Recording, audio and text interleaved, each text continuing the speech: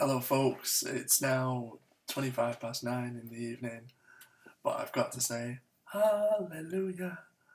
Hopefully, you were able to get on my selections today. I've finally managed to bag a winner, and hopefully, you were able to get on board the Conrad Allen trained horse, which name has completely escaped me. But it was as big as 25 to 1, it returned 22 to 1, and it was a very close second. So, some decent place money and a decent winner to round the evening off. Finally, a day of profit, and finally on the board again. So hopefully this is the start of a good run, and there's quite a few I like the look of tomorrow for Friday. All of them are priced at around 8 to 1 or bigger, and it includes a 50 to 1 shot as well. So without further ado, let's crack on. There's two that I like the look of over in the jump sphere, as it were. The first of which is in the 325 at Chepstow. Where in the 325 I like the look of Falcon Sun.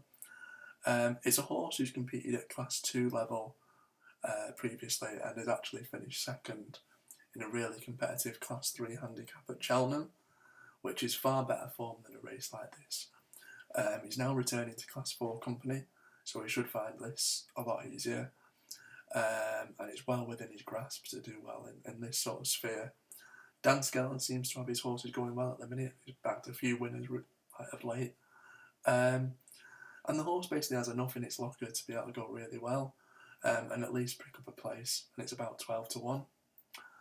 Later on in the 410 at Catterick, I've gone for a horse that's a bit out of left field, perhaps. Now, personally, I think the biggest danger to my selection is Global Anchor. Now, that's despite the fact that Polar Chance is the short-priced favourite. All that being said, however, it's the Donald McCain trained Gabriel Oak that I'm interested in. The yard have bagged a couple of recent winners, so the horses seem to be returning to a bit of form, I hope.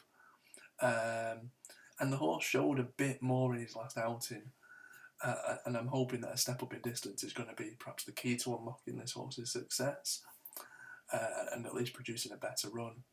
Now, I know it's perhaps a difficult sell with this horse, and perhaps one that's hard to get your head around, but to me it just looks like a horse who showed a glimmer of promise and could be one that's been tucked away and handled with kid gloves. So away from the jumps action, there's a couple of horses that I like in the evening meeting at Dundalk, the first of which is in the 5:30. Moonmeister stands an absolutely fantastic chance. Trainer Tony Martin has his horses going really well. I think he's had 2 winners from just three starts in the last fortnight. Top jockey Wayne Lorden jumps on board as well, which is obviously a huge, huge plus. And the horse returns to a former winning distance after, I think he was racing over a mile last time out. It was a decent enough 6th place effort in its latest run, and it was a lot better than it's shown in previous runs. He's on a decent handicap mark as well. And all things basically, there's a lot of positives to take out of that, and they all point to a really decent run at a price. 2 hours later, in the 7:30, and it's sort of heir to the Irish training throne in Joseph O'Brien, who sends out Captain of the Bounty. He made his yard debut after a nearly 200-day break, and a decent 4th place effort after such a layoff is something that the horse can certainly improve upon, especially getting rid of all the sort of cobwebs.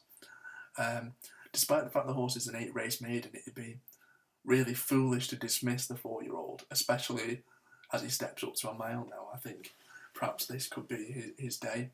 And 8 to 1 about a Joseph O'Brien horse is just, it's generous to say the least. And finally in the 8 o'clock, last but certainly not least,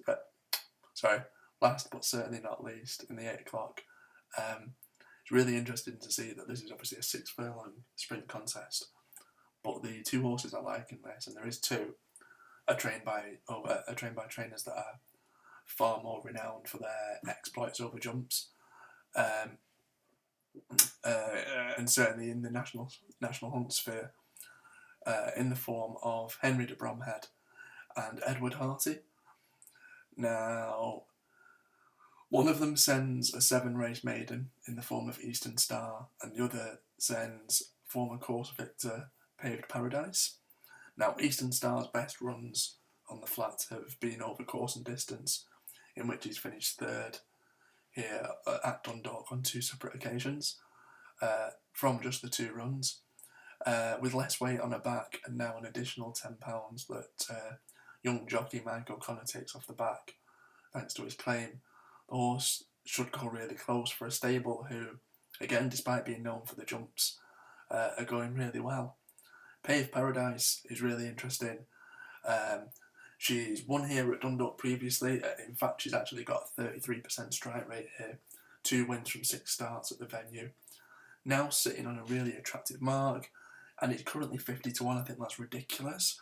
I think this could potentially be a little bit of a plop job to try and perhaps not the ideal winner, but certainly has enough in the locker to be able to grab a place at 50 to 1. I think that's massive. So before I let you go, the horses that I like the look of tomorrow: 3:25 at Chepstow, Falcon Sun; 4:10 at Catterick, Gabriel Oak; 5:30 Dundalk, Moonmeister; 7:30 at Dundalk, Captain of the Bounty; and in the 8 o'clock, Eastern Star and Paved Paradise. All of them are priced at really good prices. I think it's 12 to 1, 16 to 1, 8 to 1, 8 to 1, 10 to 1 and 50 to 1 respectively. So I really hope you're able to make a bit of money today with my selections. Finally, I'm back on the right track. Fingers crossed for some really good runs tomorrow. And if you do show a bit of love and support, thank you very much.